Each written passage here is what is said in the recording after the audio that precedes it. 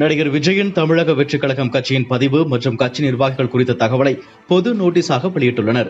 அதில் தமிழக வெற்றிக் கழகத்தின் தலைவர் ஜோசப் விஜய் உட்பட பல நிர்வாகிகளின் பெயர்கள் இடம்பெற்றுள்ளன. மேலும் இந்த பதிவு குறித்து யாருக்கேனும் ஆட்சேபனை இருந்தால் தலைமை தேர்தல் ஆணையத்திற்கு தெரிவிக்கலாம் என்ற அறிவிப்பு வெளியாகியுள்ளது. அந்த விளம்பரத்தில் தற்போது சர்ச்சை வெடித்துள்ளது. தமிழக வெற்றிக் கழகத்தின் தொடக்கம் தொடர்பான அறிவிப்பாணையில் சி விஜய் என்று குறிப்பிட்டே கையெழுத்து போட்டிருந்தார் தலைவர் விஜய். தற்போது விளம்பரத்தில் ஜோசப் விஜய் என்று குறிப்பிடப்பட்டிருப்பது பெரும் விவாதத்தை எழுப்பியுள்ளது. மேலும் கட்சியை ஆரம்பிக்கும் போது கட்சியின் தலைவர் விஜய் என்றே குறிப்பிட்டிருந்த நிலையில் தற்போதைய விளம்பரத்தில் மட்டும் ஜோசப் விஜய் என குறிப்பிடப்பட்டது ஏன் என்ற கேள்வியையும் நெட்டிசன்கள் எழுப்பி வருகின்றனர். பிரபல நடிகரும் தேமுதிக தலைவருமான விஜயகாந்த் கடந்த ஆண்டு டிசம்பர் மாதம் 28ஆம் தேதி காலமானார். இந்த சூழலில் டெல்லியில் உள்ள குடியரசுத் தலைவர் மாளிகையில் நேற்று நடந்த விழாவில் தேமுதிக நிறுவனர் விஜயகாந்தின் விருது வழங்கப்பட்டது. இந்த விருதை அவரது மனைவியும் தேமுதிக பொதுச் செயலாளருமான பிரேமலதா விஜயகாந்த் பெற்றுக் கொண்டார்.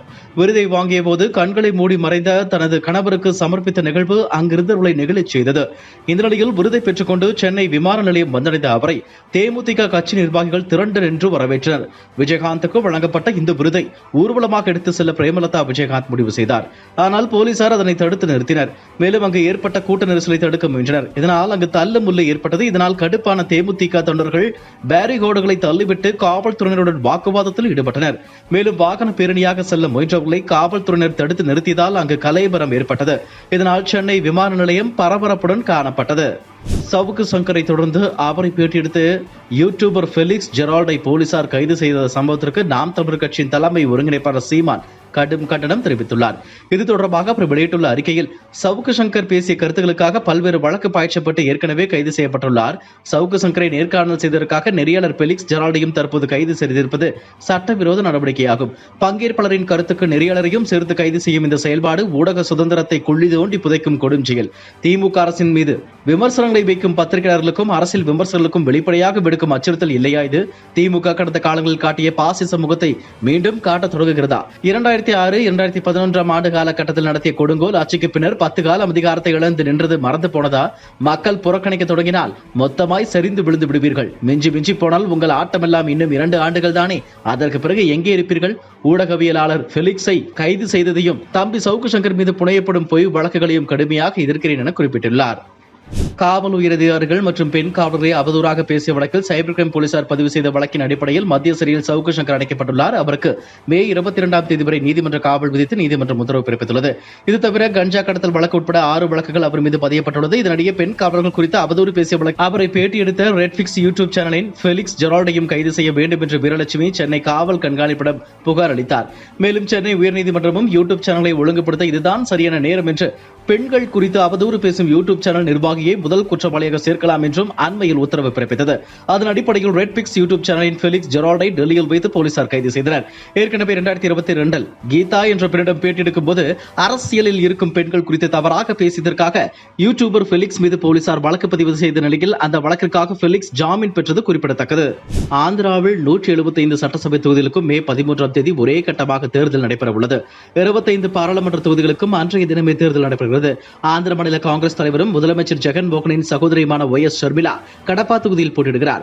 ஆந்திராவில் தற்போது முதலமைச்சர் ஜெகன்மோகன் ரெட்டி பதவி வகித்து வருகிறார். ஆந்திரா சட்டசபை தேர்தல் களத்தில் ஜெகன்மோகன் ரெட்டியின் ஒய்.எஸ்.ஆர். காங்கிரஸ், சந்திரபாபு நாயுடுவின் தெலுங்கு தேசம், பாஜக, ஜனசேனா மற்றும் காங்கிரஸ் இடதுசாரிகள் கூட்டணி என மும்முனை போட்டி நிலவுகிறது.